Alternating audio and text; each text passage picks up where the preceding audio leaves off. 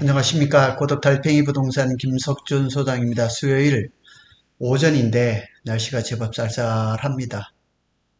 본격적인 가을이 온 것 같은데 오늘은 반도체 소식이 아닙니다. 사실은 반도체 소식도 굉장히 많습니다. 그런데 오늘은 제가 고덕 신도시에서 이제 건축을 50동을 하면서 그동안에 느꼈던 많은 일들을 건축 시방서입니다. 오늘 건축공사 시방서인데 건축공사를 하려면 여러 그 공정들이 있지 않습니까? 그런 것들 한번 정리해서 사실은 이거 블로그에 올려놨었는데 제가 아침에 와서 조금 손을 봐서 다시 올렸거든요. 예, 그 내용을 한번 하나하나 살펴보도록 하겠습니다.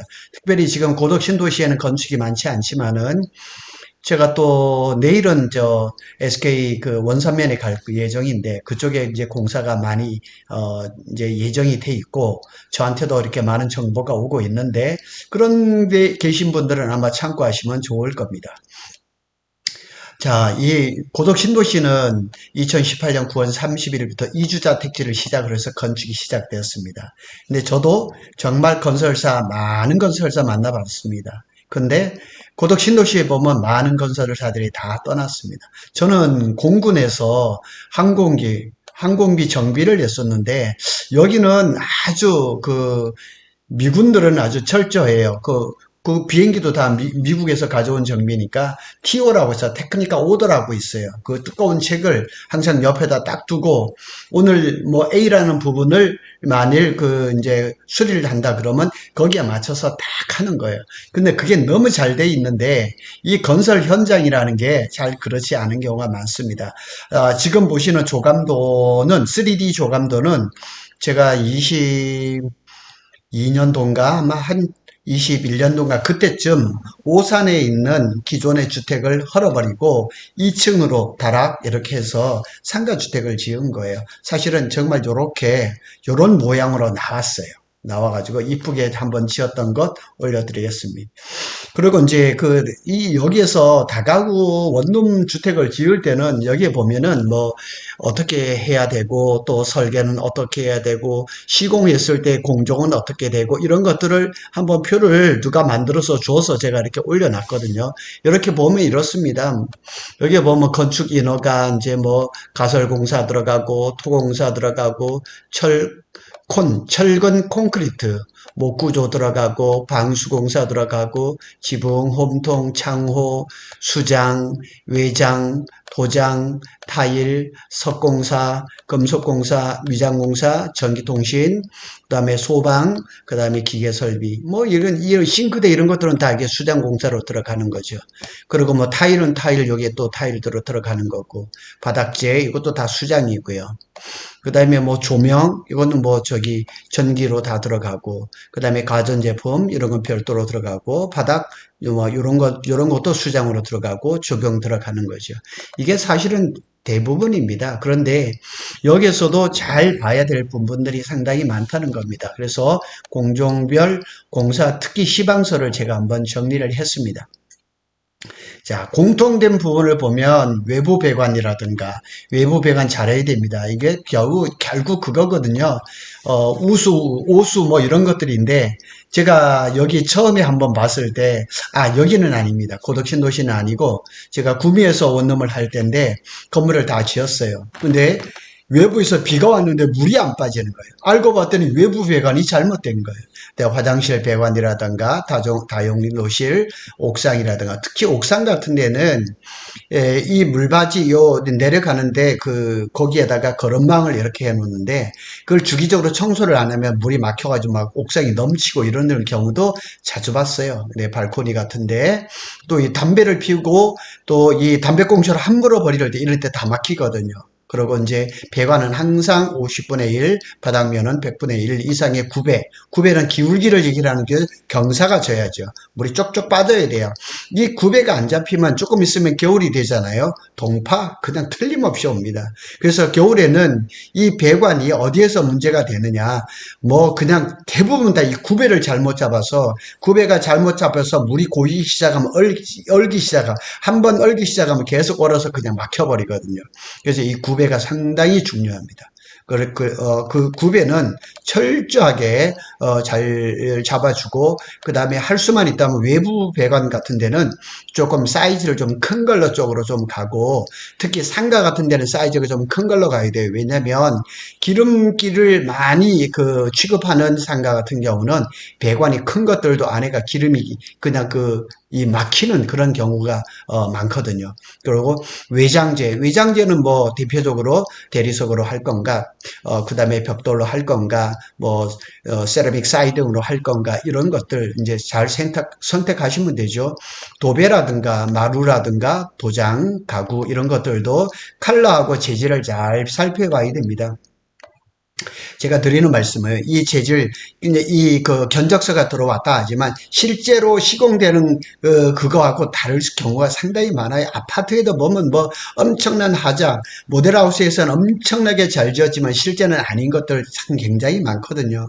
그래서 정말 이렇게 우리 소규모 이렇게 다가구 원룸 뭐 이렇게 빌라 같은 거 지을 때는 외장재도 꼼꼼하게 선택하시고 내장재도 이런 것들도 건축주가 직접 이렇게 눈으로 보고 결정해서 시공하는 거 이렇게 해야 됩니다.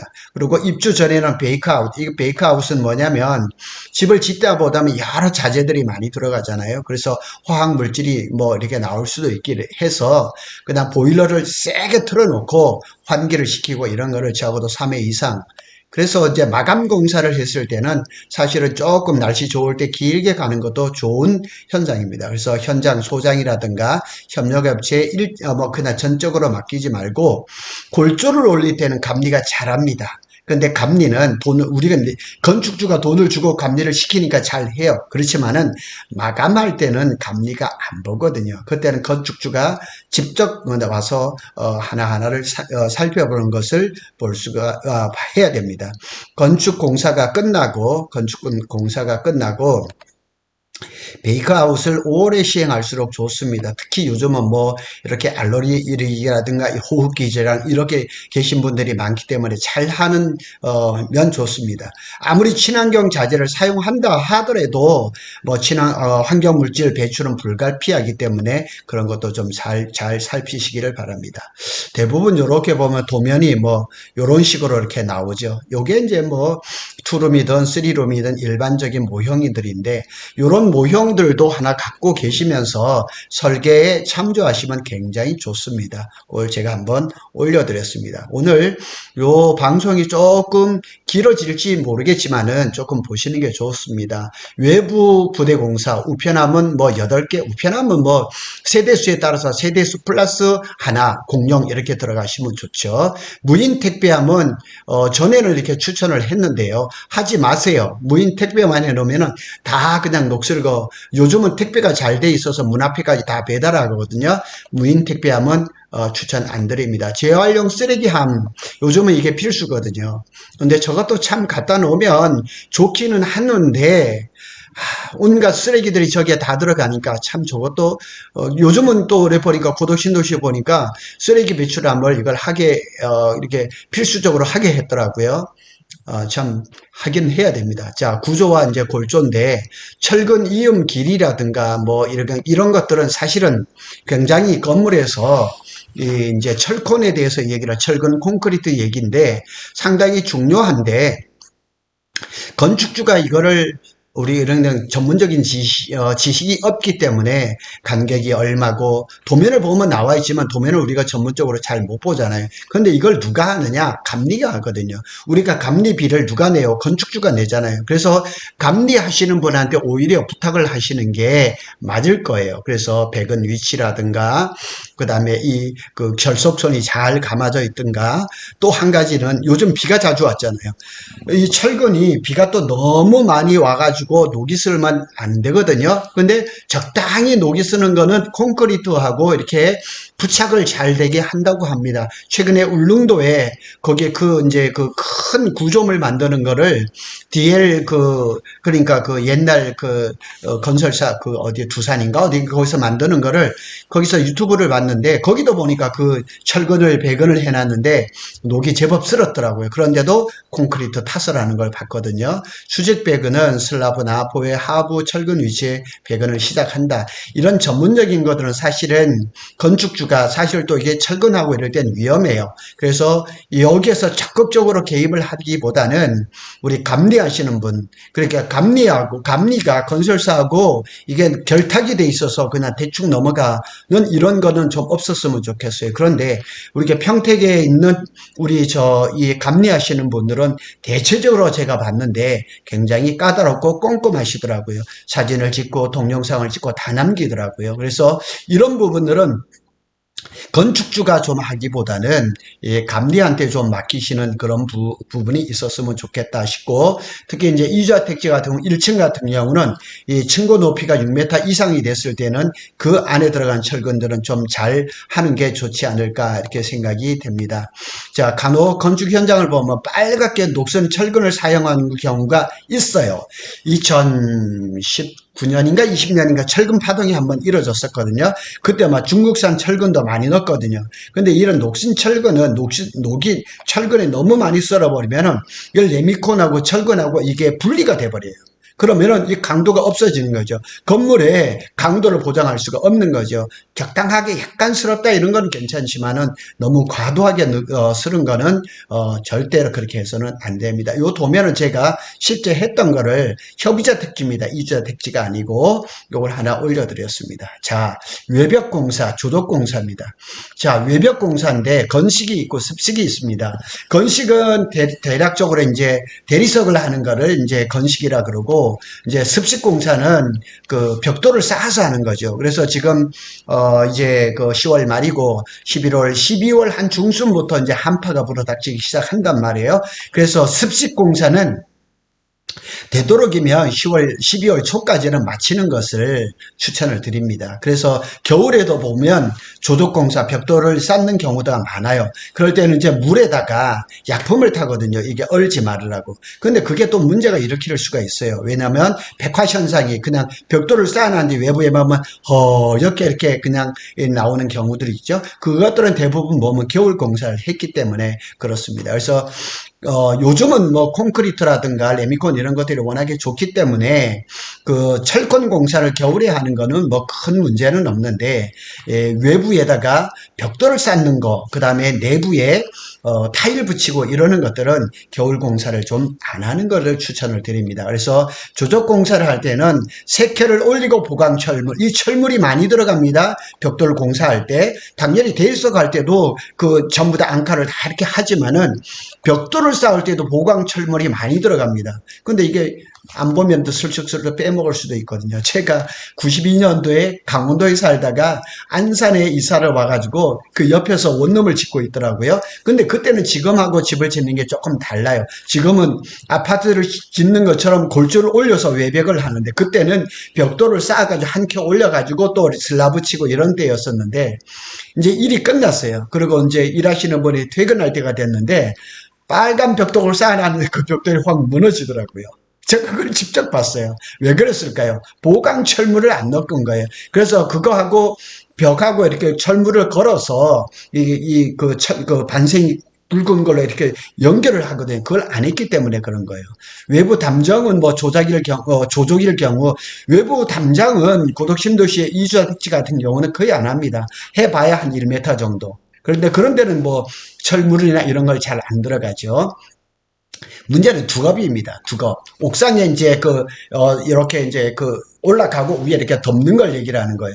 제가 안산에 있을 때 교회를 한번 건축을 했는데 그 교회 그냥 제가 건축으로 한 게 아니고 건축하시던 분이 삼진아웃으로 그냥 깜빵에 들어가서 할 수 없이 그 마무리를 이제 교회 여러 사람들이 하게 되는데, 이 두겁을 잘못 시공을 해서 밑에 물이 엄청 새는 걸 봤거든요. 여기에 고덕신도시에도 보면 두겁이 잘못돼서 물이 새는 경우가 상당히 많습니다. 두겁은 맨 위에 보면 이렇게 평평하게 이렇게 뚜껑 씌우는 겁니다. 두껍을 안 씌우는 경우는 뭐 징크로 이렇게 마감하는 경우도 있는데 이 최상층의 난간에는 석재 두껍이나 금속재 프레싱 요게는 이제 요런 걸 설치를 하는데 구배를 내부로 주어 벽체 오염을 방지하기 바란다. 이게 뭐냐면 이 두껍을 이렇게 했는데 이게 평면으로 하는 게 아니라 밖으로 이렇게 휘어지면 물이 이 밑으로 외부로 떨어지면서 이 대리석이라든가 벽돌이 오염이 되거든요. 그래서 약간 안쪽으로 구배가 잡혀져서 그 물이 안쪽 수럽으로 떨어져서 물이 떨어지게 이렇게 하는 거죠.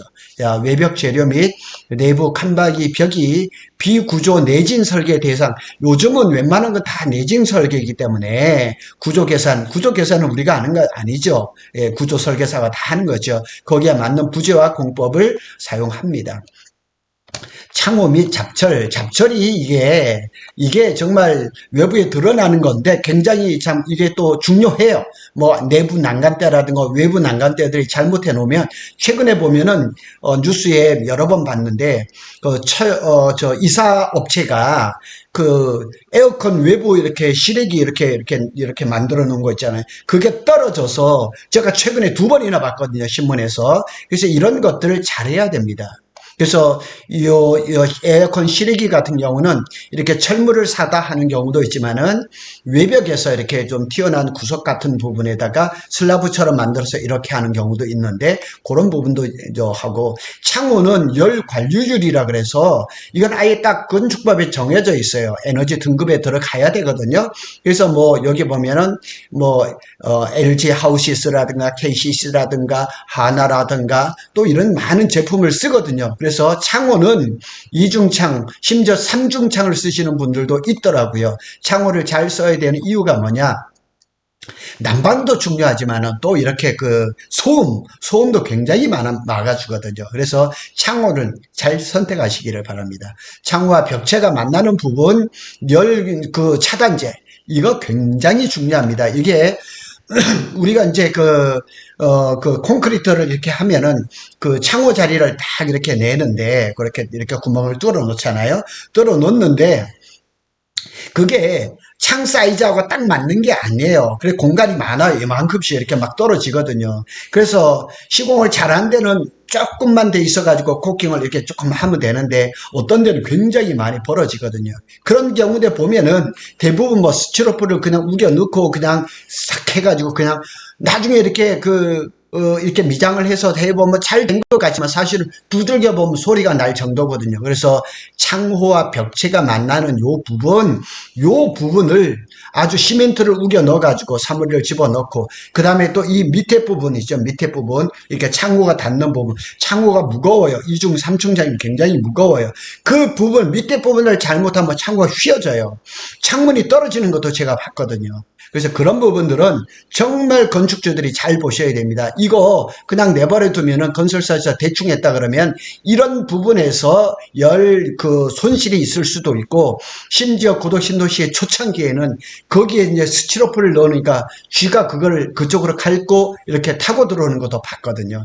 그런 부분들을 조심하시기 바라고, 창호 주위의 코킹은 반드시 보양 비닐을 벗긴 후에 실시해야 돼요. 자, 이건 무슨 얘기냐면, 이제 창호가 있으면은 거기에 그걸 이제 기스가 이제 이게 흠집이 나지 말라고 비닐을 이렇게 씌워 놓거든요. 그걸 안 벗기고 거기다가 이거 코킹을 해버리거든요. 그러면은 실제적으로 창틀하고 이 코킹하고는 떨어져 있는 거예요.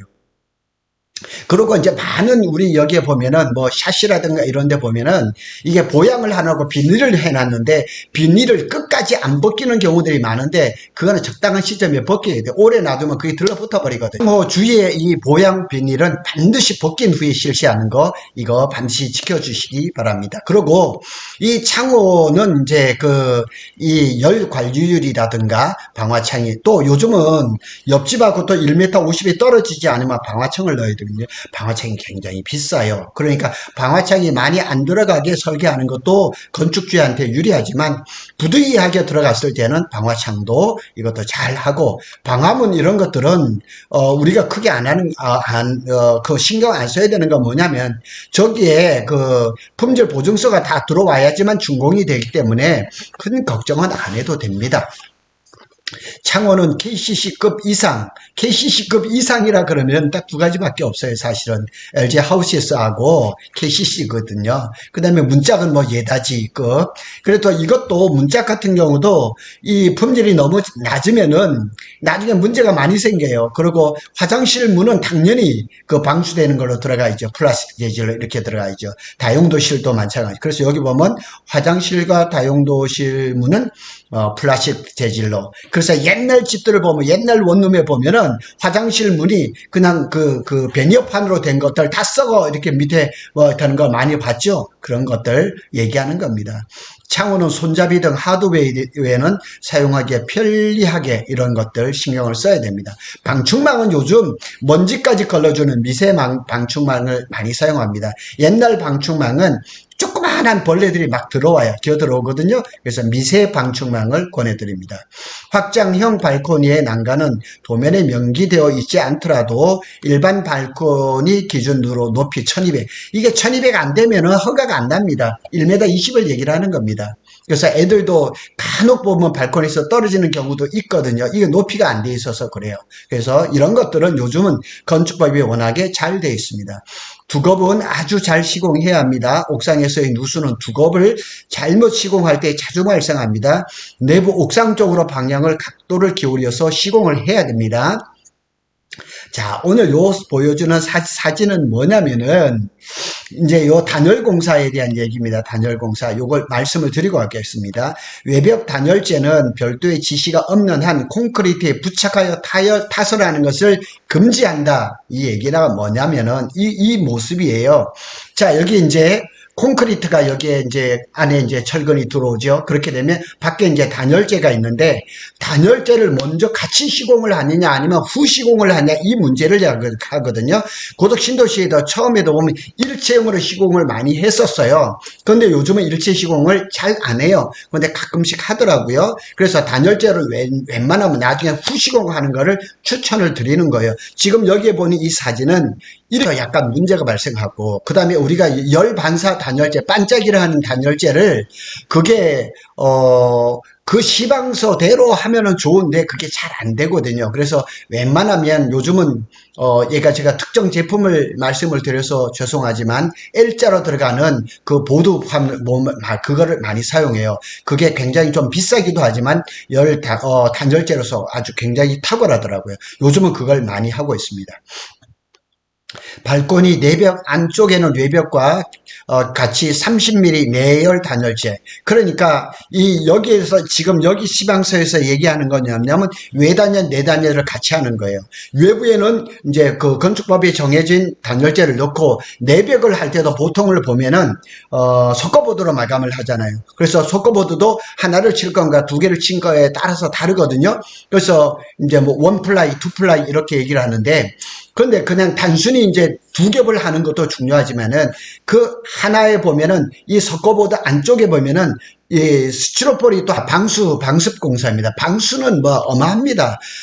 특히나 우리나라 이제 그 아열대성 기후로 좀 바뀌면서 비가 뭐 우리가 이 평년에 생각하는 이런 그 장마하고 비교가 안 됩니다. 뭐 그냥 몇십 년 만에 한 번 올 정도의 비가 아니라 뭐 100년 만에 오는 비는 이런 비들이 막 오기 때문에 방수공사는 정말 잘해야 됩니다. 그래서 여기에 고덕 신도시에도 보면 이 방수 이 하자가 어마하게 많습니다. 방수가 그냥 물이 새니까 당연히 방습도 이게 같이 가는 거죠.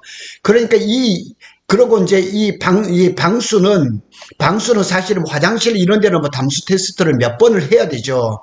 몇 번을 해야 되는 이런 데서는 큰 문제가 안 되는데 이게 지붕이라든가 외벽이라든가 뭐 이렇게 창문을 타고 들어오는 이런 방수들 심각하거든요. 그래서 콘크리트가 이어치기 중 외부로 돌출된 발코니 이게 뭐냐면 콘크리트 타설을 한 방에 딱 끝내야 되는데 이걸 이어쳐 이럴 때 문제가 발생하고 거기에서 누수가 발생할 수 있기 때문에 그런 때는 굉장히 잘해야 됩니다. 자, 외벽 단열재는 별도의 지시가 없는 한 콘크리트에 부착하여 타설하는 것, 일명 일체 타설을 금지하고 있습니다. 고덕신도시 이주택지 건축 초기에는 많은 현장에서 일체 타설을 선호했지만 최근에는 아주 드물게 보게 됩니다. 저희 현장에서는 LG보드로 후시공하고 있습니다. 제가 이 특별한 회사의 이름을 말해서 그렇지만 저희는 LG 보드를 사용하고 있습니다. 그 단열 효과가 탁월하다고 저희는 알고 있습니다. 해놓은 거 보면 확실히 다릅니다. 수장 검사, 이거는 이제 도배, 장판 이런 걸 얘기를 하는 거거든요. 천장에 점검구 이런 것들은 화장실 같은 데 반드시 넣어 주시고요. 인접한 각 실의 바닥 및 벽, 천장 마감 재료가 다를 경우에는 도면에 특별한 표시가 없는 한 스테인리스 스틸 재료 분리대를 설치해야 된다. 왜냐, 바닥이라든가 벽이라든가 이런 데 보면은 꼭 이렇게 타일 같은 거 이렇게 코너 비드 얘기를 하는 거거든요. 코너 이렇게 하는데 잘 보면 저게 그냥 이렇게 스테인리스처럼 생겼어요. 생겼는데 잘 보면 그게 플라스틱인 경우가 많아요. 그래서 스테인리스 스틸로 해달라 이렇게 얘기하는 거. 거실 등 벽의 일면에는 그림을 걸 수 있는 와이어 그림거리 이런 거는 사실은 고덕 신도시에는 거의 다 임대를 목적으로 하기 때문에 이런 거리는 사실은 필요 없어요. 만일 주인 세대라 그러면 이런 거는 설치를 해도 괜찮죠. 마루 시공이 굉장히 중요합니다. 마루를 뭘로 할 건가? 그러니까 임대 목적이라면 대부분 이제 데코 타일을 하는 경우가 많죠. 옛날 데코 타일이 또 문제가 뭐냐면 이게 시공을 해놓고 1년이 지나고 2년이 지나고 난방을 하다 보면 틈이 생겨요. 막 2mm, 3mm씩. 나중에 보기 흉하게 되거든요.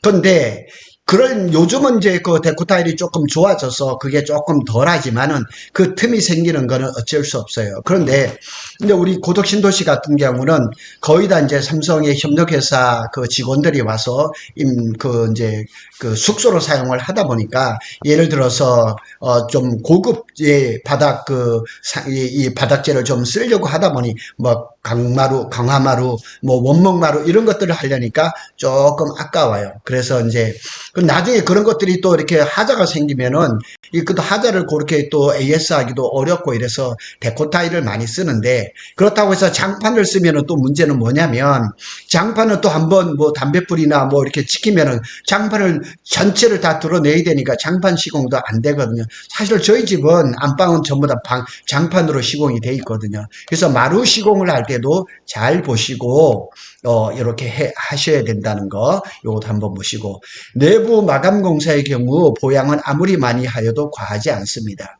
부실한 보양으로 인하여 생기는 제품 손상은 해당 업체에게 교체 또는 보수를 해야 됩니다. 그리고 또 한 가지 마루를 데코 타일을 하든 강마루를 하든 강화마루를 하든 어떤 것을 하든지 반드시 하자가 나고 나중에 AS 문제가 발생한다고 생각을 하시고 항상 여분의 타일이라든가 강마루 타일 이 데코 타일 이런 것들을 하여튼 조금 많은 양으로 준비해 놓는 게 좋습니다. 자, 지붕공사 보겠습니다. 지붕공사 굉장히 중요합니다. 지붕의 공무 가급적 건식으로 마감을 하고 슬라브 내부의 법정 단열 이외에 지붕 슬라브 외부의 로이 단열재 등으로 최소 단열 조치를 해야 합니다. 당연히 지붕에는 내단열, 외단열, 내단열 두껍게 들어갑니다. 단열재가 아주 건축법에 정해둔 건 가는데 간혹 보면은 이제 지붕을 이제 기와를 하거나 그 다음에 징크로 고덕 신도시 같은 경우는 거의 90% 이상이 징크로 마감을 합니다.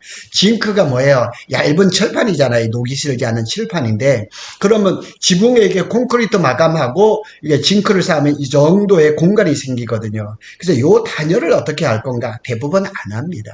대부분은 안 하는데 어떤 경우에는 거기다가 안에 밑에 왜냐하면 내부에 단열이 돼 있기 때문에 외 단열을 안 하는 경우도 있는데 어떤 경우에 보면 거기다 뿜칠을 하고 어떤 경우에는 스티로폼을 이렇게 치수를 맞춰서 쪼각쪼각 내서 이렇게 하는 경우도 있는데 만일 제가 맨 위에 층에 주인 세대로 만일 거기서 실거주를 한다 그랬을 때는 내단열과 외단열을 다 할 것 같아요. 그런 것을 한번 좀 살펴보시기를 바라겠습니다. 그리고 이제 처마 홈통은 이제 물고임이 이렇게 잘 돼야 되는데 선홈통은 꺾이는 부위는 가급적 안 생기도록 하는 거 좋고, 자, 이게 우수 그 홈통을 얘기를 하는 거거든요. 그러니까 지붕에서 물이 이제 빗물이 생기는 거를 외부로 이렇게 홈통을 내리는 경우도 있죠. 고덕신도시에도 가끔 보면 아주 적은 숫자지만 저기 우수관을, 빗물관을 그 기둥 있죠. 기둥 안에다 집어 넣어서 이렇게 하는 경우들도 있거든요. 좀 덜어 있어요. 많지는 않아요. 그런데 그렇게 됐을 때 외부에서 보면은 그 배관이 안 보여서 굉장히 깔끔하고 좋아요. 근데 이제 걱정하는 거죠. 혹시라도 그 배관에서 문제가 생겨서 그거를 손보거나 AS를 할 때는 이제 그 기둥 안에다 넣으면 못하니까 이제 걱정하시는 분들이 있는데,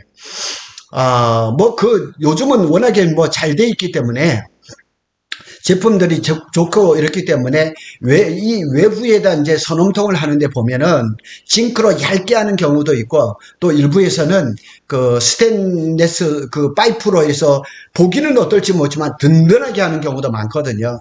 얇은 징크로 이렇게 각을 꺾어서 밑에까지 내려놓고 주차장 근처에 있으면 다 찌그러지고 다 이렇게 되는 경우가 많아요. 그래서 이 선홈통을 징크로 하는 거는 제가 추천을 안 드려요. 보기가 좀 그렇다 할지라도 스테인리스 파이프로 하든가, 아니면은 정말 시공을 잘 한다 그러면은 그 골조 안에다가 철권 안에다 집어넣는 것도 추천을 한번 고려를 추천이 아니라 고려를 해보시고, 미장 공사는 요즘 하는 데가 사실은 많지는 않아요. 복도 같은데 요즘 보면은 저희는 이제 대부분 타일로 마감을 하는데 투톤 페인트로 마감하는 경우도 많거든요. 그럴 때는 미장 공사가 잘 돼 있어야죠. 그래서 코너 비드도 코너가 각이 잘 나와야죠. 그래서 미장을 잘해야 되거든요. 울퉁불퉁하면 안 되죠. 그리고 이제 특히 이제 미장 공사에서 제가 하나 추천드리는 것은, 이주자 대치 상가주택 같은 경우는 이제 그 1층 천정을 저도 이제 뭐 카페 같은 데 이런 데 많이 가다 보면은 노출로 시켜놓은 경우가 상당히 많아요. 근데 어떤 데 가보면 노출이 형편없어요. 그냥 그 판넬 해놔서 그냥 못이 이렇게 막 삐져나온 그 상태, 그냥 울퉁불퉁한 그 상태 그대로 그냥 카페를 하는데, 저는 그런 카페는 오래 안 있어요. 왜냐면은 그 콘크리트의 재료가 되는 시멘트가 유가크롬이 거기에 그 유가크롬이라는 게 사실은 발암물질이거든요. 그래서 이 미장공사에서 제가 특히 보는 것은 뭐냐, 1층 상가의 천정에서 그걸 노출을 시킨다 그러면은 건설사한테다 반드시 견출로 마감을 해달라 그러세요. 그건 미장하고 한 종류인데, 그 미장하고 조금 다르지만 깔끔하게 이렇게 정리를 해서 이게 흠집을 없게 만들어 주거든요. 그 상태에서 페인트 한번 칠하면 아주 깔끔하게 나오거든요. 미장에서 일반 미장은 볼 거 없습니다. 그런데 1층이 상가라 그러면 1층 상가의 그 천정 부분을 노출로 할 경우에는 견출로 해달라. 견출해서 페인트 마감하면 깔끔하게 나옵니다. 도장 공사는 이제 페인트 칠을 얘기를 하는 거죠. 페인트 칠이 많지는 않아요. 그래서 방청 페인트를 칠하고 위에다가 조합 페인트를 칠하는 거. 이거는 기본입니다. 자, 여기다 코멘트를 제가 또 달아놨습니다. 보양은 겨울철 건축 공사할 때 필수적인 과정입니다. 될 수만 있다면 겨울 공사를 좀 피하기를 바라고, 공사 기간도 문제지만 습식 공사의 어려움과 준공 후 하자 발생이 더 많아질 수 있다는 점을 기억하시고, 그래서 지금 만일 건축 중에 있는 주시라시면은 적어도 12월 한 둘째 주 정도까지는 습식공사는 다 물로 하는 거를 이제 습식공사라고 합니다. 대표적인 게 외벽의 그 벽돌, 그 다음에 내부의 타일 공사, 그 다음에 화장실 공사, 이런 걸 얘기를 하는 겁니다. 이런 공사. 제가 그 구미에 있을 때 원룸을 이제 매매를 하고 이럴 때 한 집을 갔을 때 엘리베이터를 나오자마자 앞에 타일이 그냥 떨어지는 걸 봤어요. 왕창 무너지는 걸 봤거든요. 그 집은 틀림없이 겨울에 공사를 한 거예요. 그래, 겨울에서 타일을 공사를 하게 되면 여기에 이제 줄눈이 있는데 이게 서서히 줄어들기 시작하거든요. 그 겨울 공사에 한 거예요. 양생이 잘 안 된 거죠. 그래서 습식 공사는 되도록이면은 겨울에 안 할 수 있도록, 만일 겨울에 한다 그러면 보양을 하거나 안에다 불을 충분히 떼서 영하로 떨어지는 일이 없도록, 여기 타일 공사가 나오잖아요. 여기서 할 일이죠. 코너부 여러 개는 타일용 몰딩을 설치하여 타일도 보호하고 선과 각을 그래 타일과 타일이 만나지 않고 타일이 코너 비드를 딱 넣고 그다음에 타일과 돌 모양의 문양을 못 맞추고 시공했을 경우는 재시공 이게 뭐 이 타일을 처음 시공할 때 재시공 이렇게 막 이렇게 해야지 나중에 하면 못합니다. 예. 타일하고 돌이 만나는 이거 얘기를 하는 거거든요. 그래서 아까 제가 말씀드린 것처럼 이 타일 공사, 석공사는 되도록이면 겨울에 하지 마세요. 그래 석공사는 좀 덜합니다. 이거는 건식 공사라서 한겨울에 해도 사실은 큰 문제는 없거든요. 예. 그리고 이제 타일 공사나 석공사를 했을 때 남은 파편이라든가 이런 그 시멘트 찌꺼기들이 다른데 묻지 않도록 이렇게 해야 됩니다. 화장실 공사에서 가장 그 조심해야 되는 거는 이 구별을 잘 잡아줘야 됩니다. 그 다음에 화장실 문하고 화장실 바닥하고 이게 높이가 있어야 됩니다. 왜냐하면 이걸 안 지켜요. 그 다음에 이 내부에 그 화장실 슬리퍼를 벗어놓고 문을 열고 닫기가 안 되는 경우가 많아요. 이거 잘 안 지키는 경우가 상당히 많거든요. 그래서 이 높이를 적어도 제가 이렇게 가리키잖아요. 이 정도 높이는 그러니까 여기가 거실이고 화장실이 이렇게 낮아야 되는 거죠. 이 정도 해야 되고 화장실 문은 플라스틱 재질로 방수 재질로 해야 되고 환기팬이 중요합니다. 그래서 환기팬은 적어도 변기 위에 하고 샤워 위에 적어도 2곳 그리고 이 환기팬은 자주 고장 날 수도 있습니다. 그래서 조금 모다가 좀 괜찮고 좀 파워가 있는 걸로 이런 걸로 설치하는 게 좋습니다. 설비하고 소방공사는 사실 건축주가 손을 댈 부분은 별로 없어요. 그리고 요즘은 이주택지라든가 이런 데도 보면은 소방에서는 대부분 감직이죠. 무슨 뭐 소방 설비가 뭐 이런 거는 없고요. 그 다음에 또 한 가지는 이제 세대별 수도 계량기. 요거는 이제 우리 고덕신도시 같은 경우는 협의자 택지는 3개, 또, 이주자 택지는 5개, 5세대거든요. 그러면 개별 계량기를 넣죠. 고덕신도시에서 가끔 보면은 개별 세대 계량기를 안 넣고 옛날 원룸처럼 그냥 메인 계량기 하나가 있는 경우도 있어요. 절대 그렇게 하시면 안 되고, 세대별 수도 계량기와 공용 계량기를 별도로 이렇게 설치를 해야 된다는 거, 예, 그렇게 하시고, 요즘 하수구 냄새 올라오는 것이 많습니다. 그런데 요즘 유가가, 이 하수구에 들어가는 유가라 그러죠. 그게 잘 나와요. 그래서 만일 하수구 냄새 올라오지 않도록 이거를 좀 좋게 하셔야 됩니다. 이거 민원이 의외로 많아요. 또 실내에서 간혹 담배 피우는 사람들이 담배 연기가 여기로 올라가거든요. 그래서 이걸 좀 잘 시공할 수 있도록 그렇게 해야 됩니다. 그래서 이런 부분들은 뭐 에어컨 실외기 설치 위치도 잘 잡아야 됩니다. 에어컨 배수도 이것도 처음부터 이 배관을 잘 잡아야 된다는 거, 이것도 한번 해보시고, 또 우수와 오수, 하수 급수시설 이런 것들도 좀 잘 봐야 되는데, 사실은 여기 선홍통은 제가 앞에서 얘기를 했고요. 외부 배관도 제가 말씀을 드렸고, 맨홀도 이것도 크게 걱정을 안 하셔도 될 것 같아요.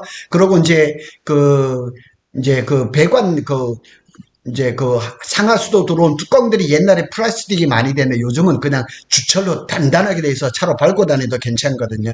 옛날에는 플라스틱이 였을 때 문제가 되지만 지금은 그럴 일은 별로 없죠. 겨울철 동파 사고가 가끔 발생합니다. 이거 굉장히 문제가 됐거든요. 특히 옥상 외부에 수도꼭지 설치는 피하기를 바라요. 그래서 많은 사람들이 옥상에 청소할 것이라고 수도꼭지를 설치하는 경우가 많거든요. 거의 안 씁니다. 제가 확실히 얘기를 합니다. 그래서 외부 수도꼭지를 하지 마세요. 혹시 사용하도 할지 모르기 때문에 하지만은 관리가 안 되면 동파 위험이 아주 높아요. 그런데 저기에도 동파 방지용 수도꼭지가 있어요. 만약 하신다면 반드시 그거를 사용하시기를 바랍니다. 전기공사는 건축 도면에서 건축 허가에서 나왔다 할지라도 스위치와 콘센트 높이라든가 개수라든가 이격거리 이거 얼마든지 할 수가 있거든요. 그래서 나중에 하려면은 노출을 해야 되니까 문제가 발생할 수가 있죠. 그래서 스위치와 콘센트 이런 것들은 우리 건축주 되시는 분들이 이걸 마감하기 전에 얼마든지 얘기하셔서 이렇게 좀 위치를 바꾸거나 개수를 더 넣거나 이런 일들 하시면 되겠습니다. 통신공사도 여기 통신공사에서 우리가 CCTV는 당연히 이렇게 들어오는데요. 통신공사 중에서 중요한 거는 이제 뭐 와이파이라든가 또 이렇게 이런 거죠. 뭐 TV라는 유선이라는 이런 거니까 이건 큰 문제는 없습니다. 그래서 CCTV 모니터는 1층 엘리베이터 옆에 설치하고 잘 관리하시기 바랍니다. 그래서 이 CCTV를 각 층에다가 건물 내 귀퉁이에다 하고 그 다음에 또 각 층마다 이렇게 또 CCTV를 설치하는 경우도 있어요. 근데 또 싫어하는 세입자들도 있어요, 간혹. 그래서 대부분 보면은 건물 내 기퉁이하고 엘리베이터 앞에 이렇게 설치를 하는 경우가 대부분이죠. 기타 이제 공사에서는 엘리베이터가 중요합니다. 엘리베이터는 기기실 없는 타입이 다 들어갑니다.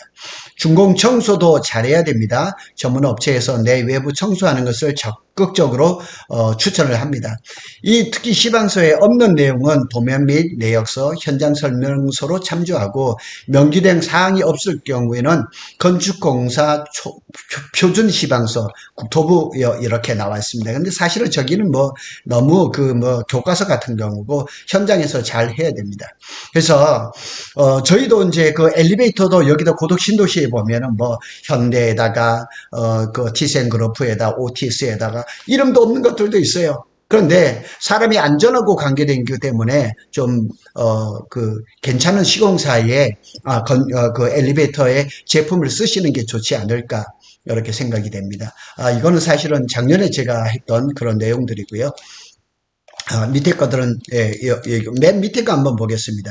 요게 이제 그 고덕 신도시에 있는 주상복합 아파트에 있던 우리 현장은 당신이 다치면서 일하기까지 해야 할 중요한 일이 단 하나도 없습니다. 자, 이게 여기 보면 힐스테이트 고덕 스카이시티 현장에서 이렇게 걸어놓은 거를 제가 사진을 찍어놨습니다. 참 중요한 것 같습니다. 사람이 다치면서 건축할 일은 없는 것 같습니다. 제가 이게 좀 길었습니다. 뭐 이렇게 약간 중구난방처럼 됐는데 이 내용을 제 블로그에 들어오셔가지고 그거를 아마 이렇게 그 자료로 만들어서 건축 계획이 있으신 분들은 이거를 참조하시면 굉장히 좋을 겁니다. 그래서 만일 건축 계획이 있고 건설사하고 도급 계약을 한다 그러면은 이거를 그냥 옵션으로 끼워 넣어서 이렇게 하시는 것들도 굉장히 좋다고 생각합니다. 오늘은 좀 길었지만은 그동안 제가 이걸 좀 방송에 하고 싶었거든요. 좀 길지만은 건축 계획이 계신 분들은 반드시 참고하시기를 바라겠습니다. 오후에는 또 시간이 되면은